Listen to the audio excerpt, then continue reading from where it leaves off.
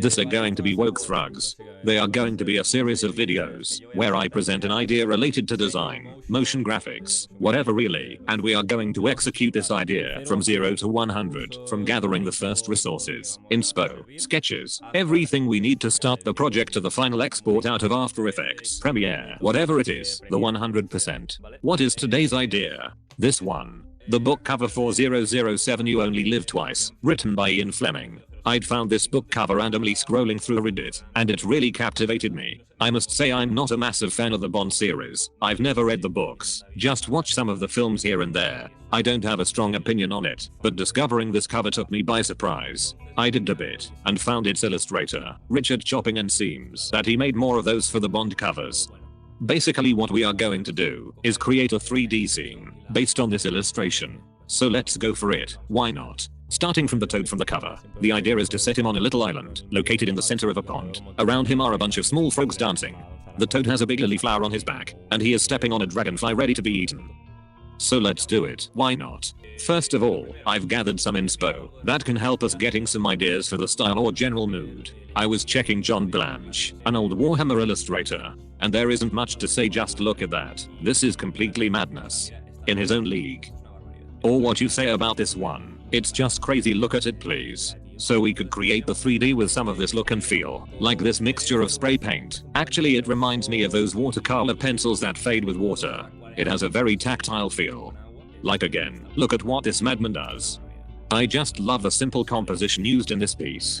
This is pretty cool too. Love the style and color palette. Shinkiro is the artist. He made some artworks for the old Street Fighter franchise. And then there is this artwork by John Rathman. It's just on another level, man. This is actually AI art, but like really well done. Don't know if it's Midjourney, but I suppose it uses images to feed the intelligence alongside the prompts. It really makes no sense. Those are out of this world. Fantastic work. What else? Cave Canon. Cameron, just look at it. I'm coming with my favorites here, but he's a lunatic. Take a look at those segments, like it was some PowerPoint scheme template. It really is a mix between an oil painting and that 3D digital feel. It's very well put together.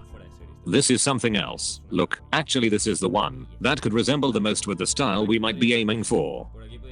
So, we are going to gather all the references into Pure Reference. It's a really nice free software that you can download it in their website. Let's start copying and pasting the references to create a mood board. For the moment this will be enough. We are going to create a new folder and call it Toad.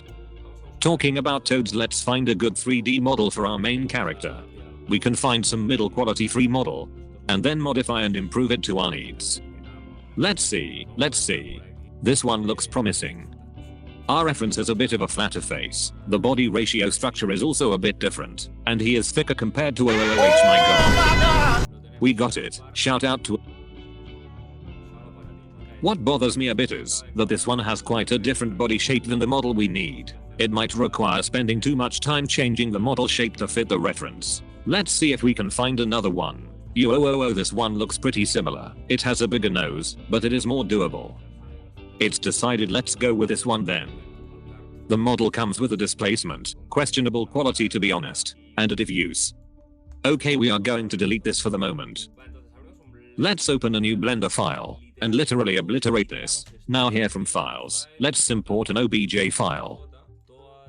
Toad, here it is. Texture should be already setted. Yup, the quality is like abysmal.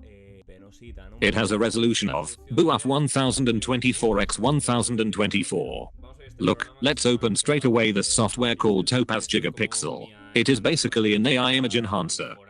It has some pre-made presets, so let's try out which one works better. It's a very quick process. It won't take much time. Okay, this is the one. I think we might go for X6 Mayo mode, just to flex. Let's call this diffuse and save it. In just a second our file is ready. GG. In the shader editor, let's swap the old diffuse for the enhanced one. The texture should appear a bit more crisp now. Amazing. Okay, now very important. Ian Hubert. No.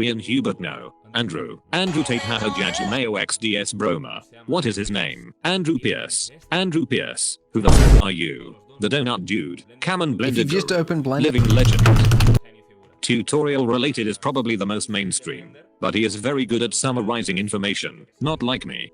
One good advice he gave is, most of the time work and model on a real scale, to make the light and proportions feel believable. Blender engine is physically based, so if you are going for a realistic approach, better scale things to real life. In this case, how big is a toad? Like 20 centimeters or something? Let's set it like that, yes. Okay, let's set cycles, GPU, and then here CUDA or optics. Optics is most of the times the better option. We are going to set a quick light to see what we are doing, and we can start tweaking him a bit. Sometimes I like to start making things look cool from the get-go, so I start the project motivated as things should be. Let's use our reference to start editing the toad model. As I said, this one has more of a flat nose. The topology is quite good, honestly. I haven't checked it till now, so this is already unwrapped. We are going to use the same color node to add a bit of a bump. That would be too much. Let's set it a bit subtle. His color is definitely greener. Let's set a hue here and tweak the color to match the tone. Yup, around here. Okay, so we only have a diffuse going on here, so let's edit the file to get a displacement out of it. Let's open Photoshop and start editing the diffuse. For the displacement, we want to turn the texture black and white. Let's add some curves to get the contrast higher, something around here. And finally, let's set a Gaussian blur more or less at 6px. That way we can reduce the level of detail, so we can get a smoother displace later. Then we can save our homemade displacement map. As you've seen, it's been a second. Perfecto. And then we can just set it up to our boy. Alright, we are gonna add an image texture with the same of mapping configures here. And finally add a displacement node. Now in the material tab on our right, we change the shader name to toad. And let's change the settings here to displacement and bump. And add a displacement here. Before applying changes, I'm going to set a subdivision to 2. Looking good. And now is when magic happens, and things get destroyed, bang. And then slowly tweaking the settings, to add a proper displacement. From what I'm seeing, the eyes are going nuts. Look at those fancy pair of eyelashes. He is flirting. Let's turn down the roughness, because toads are always sticky. Being the living thing that he is. Let's add a subsurface, in order to let some light come through. Just a bit. See the crazy eyelashes that he grew in just a second. So pretty. This is happening because of our displacement map configuration. With our color amp, everything that is white gets extruded. I'm not going to do any fancy work. Let's be practical. I will erase like that all the displacement info related to the eyes, so there isn't anything strange going on. And that's pretty much it. I'm going to save it. Now if I swap it for the new displacement, those eyelashes should be gone. And there you go. Back from blindness. I think that I will leave the toad as it is for the moment. To be honest, it is already looking pretty good, not gonna lie. Neglecting my modeling skills once again, let's look for a dragonfly third model. Just keep searching, not much to see here. Okay, I found one, but honestly I don't recall where it come from and neither is recorded, so anyway. Here it is, looking fresh, made of mirrors and very low poly count. That is really convenient, so let's just copy and paste it to our Blender file. Now basically what I'm going to do is select all its parts and parent it to the main body, so when I move it everything goes with it. Here let's separate the wings, so I can place and animate them later. For the moment we won't be doing anything else to it, just leave it there. Composing in my head the scene, I was looking for the toad to be the main character in the center, placed on top of a little island surrounded by water like a puddle. Then around the pond, a circle of little frogs dancing. To achieve that, let's find some frog models, so we can make them dance. Okay, so I've just found on Blend Swap a blend file with 2 frogs already rigged, so that is like the most convenient thing ever. Shout out Ruben CUR, he is the user that has modeled our 2 new friends. Hope they fit the scene. Once downloaded, let's open the Blender file. My brother in Christ just found the rig they use in Pixar. Anyway, let's get rid of everything but this little fella and copy it to our project. With just the model, I'm going to ignore the crazy rig and do a very simple one by myself. You will see why. Let's add a bone armature and create our own rig in a second. We select here in front to see the bones in the viewport and proceed to rig this guy. Let's create the simplest rig possible.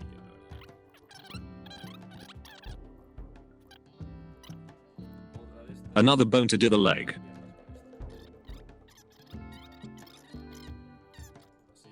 If I duplicate doing Shift D and then doing a mirror global Z, nope. Local white is sorry. And then do the other one. For the arms we'll do pretty much the same. We parent the bones together like this, keeping offset for the pelvis and the arms. Okay, the rig is finished. We select the mesh, then the armature. Control P and set it with automatic weights. If everything is alright, when I rotate a bone in pose mode the mesh should move with it. And there you go. Now we only need to get this little fella to T-pose for us. Nice. Okay, that looks fine. Now we need to export it to OBJ. We go to File, Export to OBJ. We are going to name it Toad, and then click in Selected, only in order to export just the mesh. Perfect, so now this fella has to show us his moves. If we open the preview we should see the frog mesh with the T-pose applied. Now let's head to mixamo.com. It's a webpage stack with pre-made animations to download and apply to a selection of 3D models. There are quite a lot of animation themes, pretty crazy ones. From this thing, like I'm scared, to dancing a sus Billie Jane. Another option is to import your custom models. Click here and select our frog OBJ. Now we proceed to rotate the it to frontal position. And then basically is set where the chin area goes, the wrists, the elbows, the knees should be there right alive, and the ballsack. Once everything is placed we click next and the website does its magic. And there it is, amazing. Now theoretically our guy should appear. Damn, oh god, it's alive. I've seen a lot in life, and this is definitely one of it. So now we are going to look for a dance animation. Let's find one that fits our mood. Clicking the dancing tab here, and we will try to find something. Should be like something tribal. Imagine a bunch of frogs in circle around the dragonfly and the toad, while doing a ritual, like the harvest or food dance. It has to be something that could be from a prehistoric tribe. That's the mood. What is that? It's like a fever dream. This is like, straight from Just Dance 2. This one is kinda funny. Is he doing a Kamehameha? This is literally Broadway. Whoop, I like this one a lot. It seems like real tribal dance. Food. I think this is the one for now. I'm going to download it. FBX I don't care. 24 frames a second. I don't know what is this. And this and none I don't care. And now it should download in FBX format. HipHop Dancing it says. Well, I disagree. And here we import the FBX HipHop Dancing. And it should, see, there are all the keyframes already setted. El compa is here. And if I press play, I'm a bit scared, not gonna lie, I think it will do something to me. This is incredible. This defines a before and after. Okay. If I use the shader from the T-pose model here, it should work just fine. Man, I'm speechless. Same moves as before. Use the color to set up a bump. There you go, like that. Turn down the roughness. For the love of God, name everything. And let's add a subsurface, like 0.09. Less it looks like a fetus. Like this is perfect. I believe this type of flower is like a water lily or something similar. I've got something that can work from an old project, so let's see if it fits. I remember it was divided in sections. Let's try to import it. I think it was a FBX file. Nope, it is a STL file, sorry. Yes, it is. And I should place it above the back of the toad. It's literally on top. Yes. So I'm going to place it around here. Looks good to me. With the sculpting tool I'm going to move them downwards. It's called the position tool. Just flex it like that to the bottom. And then do the same for all the bottom layer segments. From there I duplicate it and then create a sublayer. And flex it upwards. Then create a bunch of sublayers that we will animate in the near future. Super Saiyan 3 looking vertical. Let's set the color to a pinkish one, more or less like that. We can even set a noise node. Like that. That should be the feeling. Okay, we are getting there. It reminds me of those hentai hair things from the film Avatar. Also that big ass tree with the long hairs too. Should resemble that. I visioned this toad scene in nature, so we will definitely need to reposition the camera to a general shot and then add some detailed ones. But we will see. Tomorrow we will focus on the terrain and start building the whole composition from there. For today I'm happy with what we got.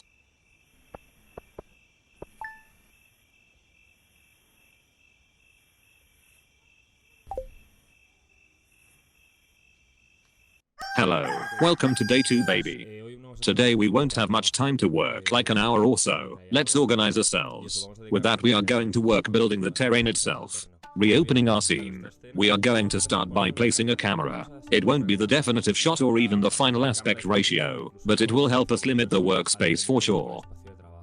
We are going to use a 4:5 ratio, 1080 by 1350 if I recall correctly. Like this but the opposite, Dumbus.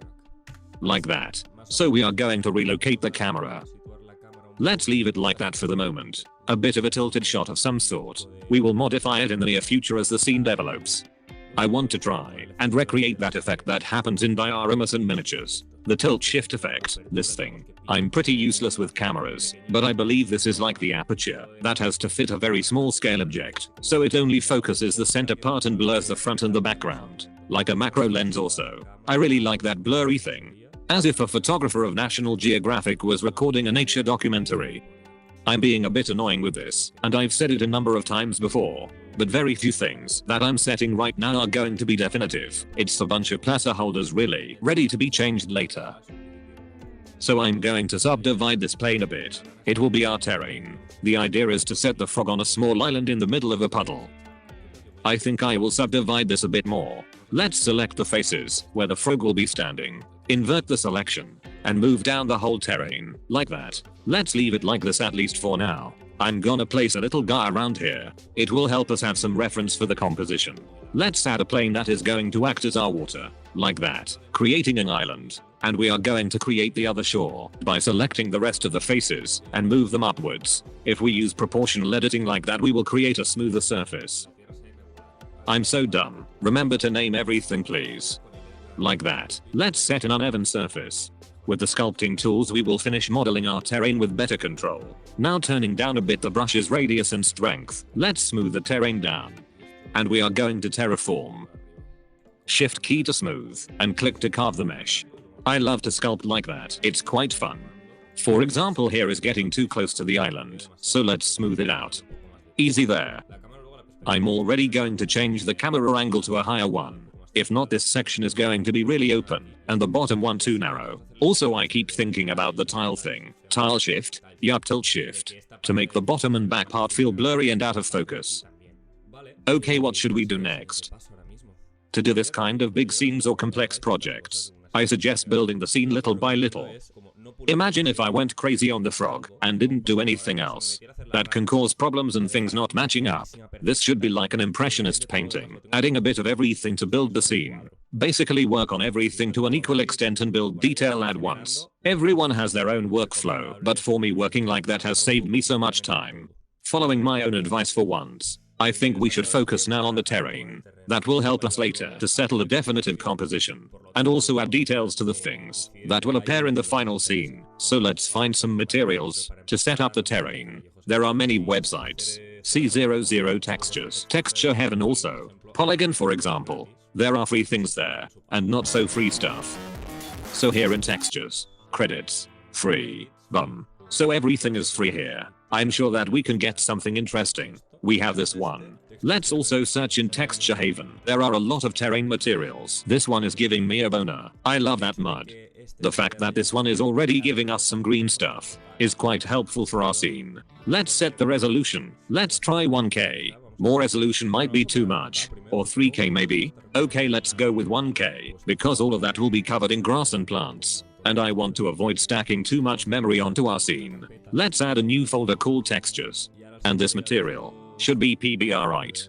Here if you press Shift, Ctrl T we select all of these files, and we set up an automatic principled material. You will need to have the node wrangler add-in enabled to do that. It's really convenient. Look, everything is already set it up. Here we select displacement and bump, and this should be ready to go. Okay, obviously this went to shit. So we only need to set up the displacement to 0.02 or so. Let's tweak some settings. The texture scale is too big, so we are going to downsize the scale a bit. Honestly it looks a bit like vomit. Puarg. Quality wise is not enough. Maybe what we can do is to leave this to 1K and download the 3K version for the island. Because it is a part that will be more visible to the camera. Let's duplicate our terrain material and create a new version. Let's do the same. Shift CTRL-T and set the 3K texture. Displacement to 0.02. From 1K to 3K it should be quite a quality change. That's about right. Once the terrain is starting to shine, let's download our HDRI. That gives us a bit of broad light. Let's go to HDRI heaven and get some natural locations. I'm not going to break my head here, this rainforest will do the job. Here in the world tab, we change this to environment texture, and we are going to apply the HDRI we've just downloaded. Okay, this is what we wanted. A broad light that can be our base for building our own light setup later. So now shading. Let's go to the world. CTRLT to open all of this, and set the strength to 0.7 or so. And for now that's it. I think that now we should focus a bit on the water. I don't remember how to properly create a water shader to be honest, but no shame in watching a tutorial. That looks promising. Algae, be careful there. Let's follow this guy's tutorial for the moment. Later we will modify it to our scene and needs. Sorry, first shout out to Kebinch. I'm going to try your water. Let's see. Playing with the reflection here. Like that. Let's set up the scale. This is what generates the algae. Damn, that looks like the prestige. So let's set it around here. And from what I've understood from here, it also sets the base color.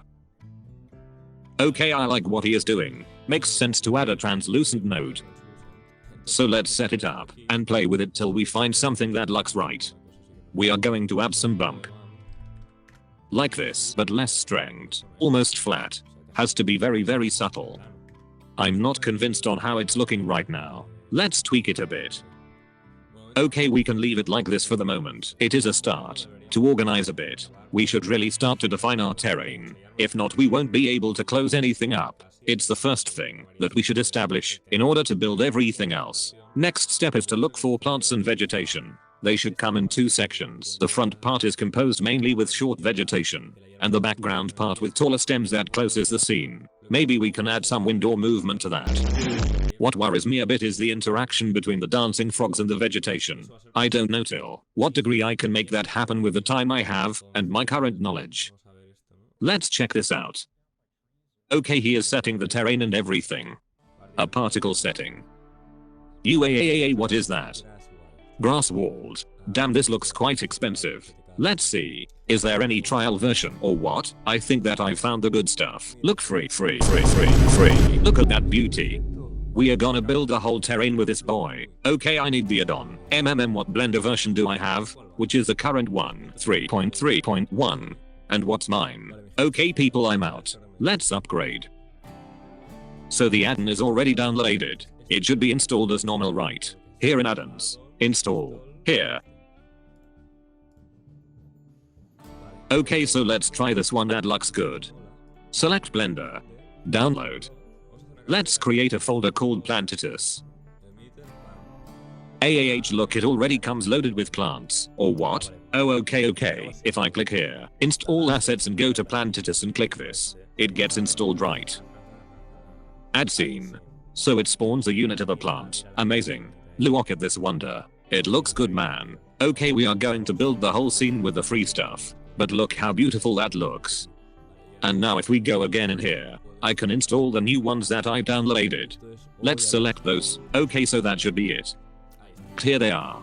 Perfect. Look. So the terrain is prepared to be a gardener tomorrow. I'm excited. We will need to check how the hell this scatter thing works. Seems a bit complex. But well. Short session but happy for today. Have a good one. See you.